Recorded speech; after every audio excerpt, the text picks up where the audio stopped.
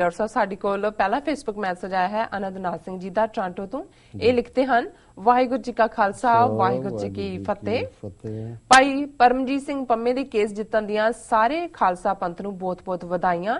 ये भारतीय सरकार दी बहुत वड्डी हार है। ये हार च पुतरिया होया जानवर होण चुप करके नहीं बैठन लगा। छेती ही कोई ऐसा कारा कीता जावे कि पंथ नूं जोड़ के बैठन दी सख्त लोड़ है। जी डॉक्टर साहब। वीर अनहदनाथ सिंह जी का बहुत बहुत शुक्रिया। उन्होंने सानू टोरंटो तो लिखे, उन्हों दी वधाइयां कबूल। समूचा पंथ ही वधाइयां का हकदार है। और जिवें मैं रिचमंड हिल दीवान च भी संबोधित होंदियां कहा सी कि ये 30 मिलियन सिख नेशन की विक्टरी है और इसने राह दसेरा किया कि असी कोई भी जित हासिल कर सकते हैं जे असी ठीक स्ट्रैटजी जिस दे विच लीगल पोलिटिकल और PR पब्लिक रिलेशन की गल खास तौर पर और जिस तरीके PR मुहिम भी सिक्स फॉर जस्टिस ने रन की।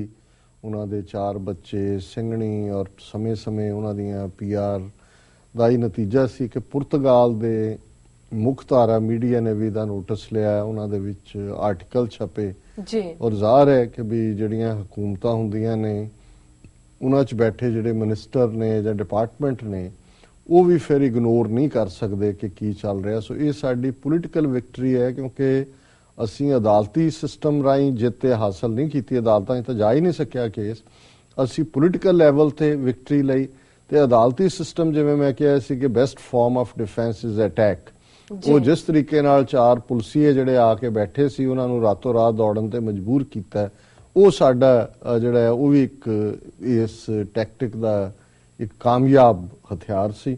और उन्होंने दूसरा भूतरिया जानवर हुण ये जिन्हों ने देखा भी जानवर किवें भूतरदे ने खास तौर पर संढा कि भी फिर उन्होंने देखना पैंदा भी कित्थों घेर के लिया किवें उहनूं जिहड़ा उहदा भूतरियापन कढणे। और जाहिर है कि भी ये भूतरियापन हुण इधर जे उन्हां दी डिफीट है तो तुसी मीडिया के हवाले नाल देखो भी इनू किते भी कोई वड्डी खबर नहीं बनन दिता गया। किते जे लग्या भी तो उन्होंने कहा जी Babbar Khalsa terrorist sent back to England और फलाना इस कोई नहीं है कि भी इंडियन गवर्नमेंट कोई उन्होंने डिफीट हुई। डिफीट तो दूर की गल कि जी उन्होंने ग्राउंड नहीं मनी गई और कुछ कोई स्टोरी नहीं है। उहदे नाल ही तुसी देखदे हो कि जो कुछ JNU दे विच दिल्ली दे विच हो रहा है उन्होंने किवें उभारिया गया और चल रहा है सारा इशू। बाकी सारे साइड ट्रैक हो गए जो इन्हां दीयां करतूतां किते होर ने। और जाहिर है कि इन्होंने भी जिहड़ा फिक्र ज़ाहिर किया भी ये भूतरिया जानवर चुप करके नहीं बैठे गए। और असी ये गल अपने लास्ट प्रोग्राम च भी कही जिहड़ा लास्ट फ्राइडे सी कि भाई in the end of the day असी ये देखना है कि हुण जे सानू लगदा है भी ये साडी विक्टरी हुई है और इहदे चों साडे च उत्साह पैदा होएगा ते साडा हुण किहड़ा सॉफ्ट टारगेट लभणगे जिहदे ते दुश्मन वार करेगा। सो सानू बड़ी समझदारी दे नाल सियाणप दे नाल जिहड़ा है इस सारे नू समझण दी लोड़ है और इहदे लई तैयार होण दी। जी डॉक्टर साहब बिल्कुल। साडे कोल अगली ईमेल आई है वीर मेघरा सिंह जी दी। ਇਹ ਲਿਖਦੇ ਹਨ ਸਤਿਕਾਰਯੋਗ ਡਾਕਟਰ ਅਮਰਜੀਤ ਸਿੰਘ ਜੀ ਅਤੇ TVH4 ਦੀ ਸਾਰੀ ਟੀਮ ਨੂੰ ਵਾਹਿਗੁਰੂ ਜੀ ਕਾ ਖਾਲਸਾ ਵਾਹਿਗੁਰੂ ਜੀ ਕੀ ਫਤਿਹ। ਡਾਕਟਰ ਸਾਹਿਬ ਜੀ ਆਪ ਜਾਣਦੇ ਹੀ ਹੋ ਕਿ ਸਿੱਖ ਕੌਮ ਦੇ ਮਹਾਨ ਹੀਰੋ ਅਤੇ 20ਵੀਂ ਸਦੀ ਦੇ ਮਹਾਨ ਗੁਰਸਿੱਖ ਸਾਡੇ ਸਾਰਿਆਂ ਦੇ ਅਤੇ ਸਤਿਕਾਰਯੋਗ ਸੰਤ ਜਰਨੈਲ ਸਿੰਘ ਜੀ ਖਾਲਸਾ ਜੀ ਭਿੰਡਰਾਂਵਾਲਿਆਂ ਦੇ ਜਨਮ ਦਿਨ 12 ਫਰਵਰੀ ਨੂੰ ਆ ਰਿਹਾ ਹੈ ਦੀ ਖੁਸ਼ੀ ਵਿੱਚ ਦਾਸ ਵੱਲੋਂ ਕੁਝ ਨਿਮਾਣੀ ਜੀ ਕੋਸ਼ਿਸ਼। संत जरनैल सिंह जी भिंडरांवाले बब्बर शेर आप जी दे जन्मदिन दियां सारी सिख कौम नूं लख लख वधाइयां जी। लखा मुर्दा जमीरां नूं तू जिंदा कीता ए तुहाडी असल कमाई जी। 24 घंटे तुसी भावें विच रहिंदे सी सत पुरख गुर करतार दी गरीबां निताणियां दे नाल तुसी इंसाफ करदे कदे परवाह नहीं कीती ब्राह्मण सरकार दी। संत जरनैल सिंह जी तुहाडी बेखौफ स्पीचां सुन के डरदा सी सारा हिंदू ब्राह्मणवाद जी। पंजाब पुलिस ते सियासी बंदे तेरे नाम तू डरदे सी गुलामी करदे सी हिंदू ब्राह्मणवाद सरकारां दी जी।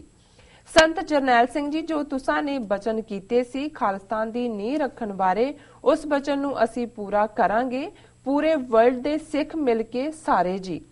संत जरनैल सिंह जी नाम तुहाडा इंज चमके जिवें चमके सूरज चंद सितारे ਪਿੰਡਰਾਂ ਵਾਲੇ ਸੰਤ ਜੀ, ਤੁਹਾਡੇ ਜਨਮ ਦਿਨ ਤੁਹਾਨੂੰ ਵੀ ਅਸੀਂ ਦਿੰਦੇ ਲੱਖ ਲੱਖ ਵਧਾਈਆਂ, ਮਿਲ ਕੇ ਸਾਰੇ ਖਾਲਿਸਤਾਨ ਜ਼ਿੰਦਾਬਾਦ। ਜੀ ਡਾਕਟਰ ਸਾਹਿਬ। ਜ਼ਿੰਦਾਬਾਦ ਜ਼ਿੰਦਾਬਾਦ।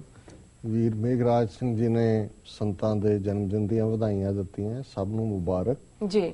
ਉਹਨਾਂ ਨੇ ਕੋਸ਼ਿਸ਼ ਕੀਤੀ ਕਵਿਤਾ ਲਿਖਣ ਦੀ, ਫਿਰ ਉਹਨਾਂ 'ਚੋਂ ਇੰਨੇ ਕੁ ਜੋਸ਼ ਆ ਜਾਂਦਾ ਵੀ ਕਵਿਤਾ ਤੇ ਕਹਾਣੀ ਸਾਰੀ ਮਿਲਾ ਦਿੰਦੇ ਨੇ, ਪਰ ਕੁੱਲ ਮਿਲਾ ਕੇ ਲਾਈਨਾਂ ਜੁੜ ਜਾਂਦੀਆਂ ਸੀ। ਜੇ ਤੁਸੀਂ ਥੋੜਾ ਜਿਹਾ ਉਹਨੂੰ ਪੜ੍ਹਿਆ ਡਿਫਰੈਂਟ ਅੰਦਾਜ਼ 'ਚ ਹੈ, ਨਹੀਂ ਤਾਂ ਇਹਨੂੰ ਕਵਿਤਾ ਦੀ ਤਰ੍ਹਾਂ ਵੀ ਪੜ੍ਹਿਆ ਜਾ ਸਕਦਾ ਹੈ ਜੀ। ਸੋ ਉਹਨਾਂ ਦਾ ਬਹੁਤ ਬਹੁਤ ਸ਼ੁਕਰੀਆ, ਉਹਨਾਂ ਨੇ ਸਾਨੂੰ ਲਿਖਿਆ ਔਰ ਉਹਨਾਂ ਨੇ ਬਿਲਕੁਲ ਠੀਕ ਸੰਤਾਂ ਦੀ ਸ਼ਖਸੀਅਤ ਨੂੰ ਬਿਆਨਿਆ ਕਿ ਉਹਨਾਂ ਦੀਆਂ ਸਪੀਚਾਂ ਜਿਹੜੀਆਂ ਨੇ ਉਹ ਦੁਸ਼ਮਣ ਦੇ ਅੰਦਰ ਇੱਕ ਕੰਬਣੀ ਛੇੜਦੀਆਂ ਸੀ ਔਰ ਬ੍ਰਾਹਮਣਵਾਦ ਨੂੰ ਖਤਰਾ ਮਹਿਸੂਸ ਹੋਇਆ, ਔਰ ਜਿਵੇਂ ਅਖੀਰ 'ਚ ਉਹਨਾਂ ਨੇ ਕਿਹਾ ਵੀ ਅਸੀਂ ਤੁਹਾਡਾ ਬਚਨ ਪੂਰਾ ਕਰਾਂਗੇ, ਔਰ ਬਚਨ ਪੂਰਾ ਇਹ ਹੈ ਜਿਵੇਂ ਉਹਨਾਂ ਦੇ ਬੋਲ ਨੇ ਕਿ ਭਾਈ ਜਿਸ ਦਿਨ ਭਾਰਤੀ ਫੌਜ ਦੇ ਪੈਰ ਦਰਬਾਰ ਸਾਹਿਬ ਦੀ ਹਦੂਦ 'ਚ ਪਏ, ਖਾਲਿਸਤਾਨ ਦੀ ਨੀਂਹ ਰੱਖੀ ਜਾਵੇਗੀ। ਸੋ ਜਦੋਂ ਕਿਸੇ ਇਮਾਰਤ ਦੀ ਨੀਂਹ ਰੱਖੀ ਜਾਂਦੀ ਹੈ, ਫਿਰ ਫਿਕਰ ਇਹ ਹੋਣਾ ਚਾਹੀਦਾ ਵੀ ਇਸ ਇਮਾਰਤ ਨੂੰ ਅਸੀਂ ਮੁਕੰਮਲ ਕਿਵੇਂ ਕਰਨੇ, ਔਰ ਉਹਨਾਂ ਨੇ ਇਸ ਦੇ ਨਾਲ ਹੀ ਕਲੋਜ਼ ਕੀਤਾ ਕਿ ਭਾਈ ਉਹਨਾਂ ਦਾ ਨਾਂ ਸੰਤਾਂ ਦਾ ਚਮਕਦਾ ਰਹੇਗਾ ਜਿਵੇਂ ਸੂਰਜ ਚੰਦਰਮਾ। ਜ਼ਾਹਰ ਹੈ ਕਿ ਜਦੋਂ ਤੁਸੀਂ ਇੱਕ ਨਿਸ਼ਾਨਾ ਮਿੱਥਦੇ ਹੋ ਔਰ ਉਸ ਦੇ ਉੱਤੇ ਸਾਬਤ ਕਦਮਾਂ ਨਾਲ ਸੰਤ ਸਿਪਾਹੀ ਦਾ ਰੋਲ ਸਤਿਗੁਰੂ ਨੇ ਉਹਨਾਂ ਨੂੰ ਬਖਸ਼ਿਆ, ਉਹਨਾਂ ਨੇ ਬਾਖੂਬੀ ਆਪਣਾ ਸੀਸ ਗੁਰੂ ਦੇ ਚਰਨਾਂ 'ਚ ਭੇਟ ਕੀਤਾ, ਅਕਾਲ ਤਖਤ ਨੂੰ ਡਿਫੈਂਡ ਕਰਦਿਆਂ ਸ਼ਹੀਦੀ ਪਾਈ ਜੀ। ਸੋ ਉਹਨਾਂ ਦਾ ਨਾਂ ਸੱਚਮੁੱਚ ਹੀ ਖਾਲਿਸਤਾਨੀ ਗਗਨ ਦੇ ਰੋਸ਼ਨ ਸਿਤਾਰੇ ਵਾਂਗ ਹਮੇਸ਼ਾ ਚਮਕਦਾ ਰਹੇਗਾ। ਵੀਰ ਮੇਘਰਾਜ ਸਿੰਘ ਜੀ ਦਾ ਬਹੁਤ ਬਹੁਤ ਸ਼ੁਕਰੀਆ, ਉਹਨਾਂ ਨੇ ਸਾਨੂੰ ਲਿਖਿਆ ਜੀ। ਰਾਜ ਸਾਹਿਬ ਕਰਾਣੇ ਬ੍ਰੇਕ। ਵਿਊਅਰਸ ਦਸਾਨਾ ਇਸ ਤਰ੍ਹਾਂ ਬਣੇ ਰਹੋ, ਮਿਲਦੇ ਹਾਂ ਛੋਟੇ ਬ੍ਰੇਕ ਤੋਂ ਬਾਅਦ।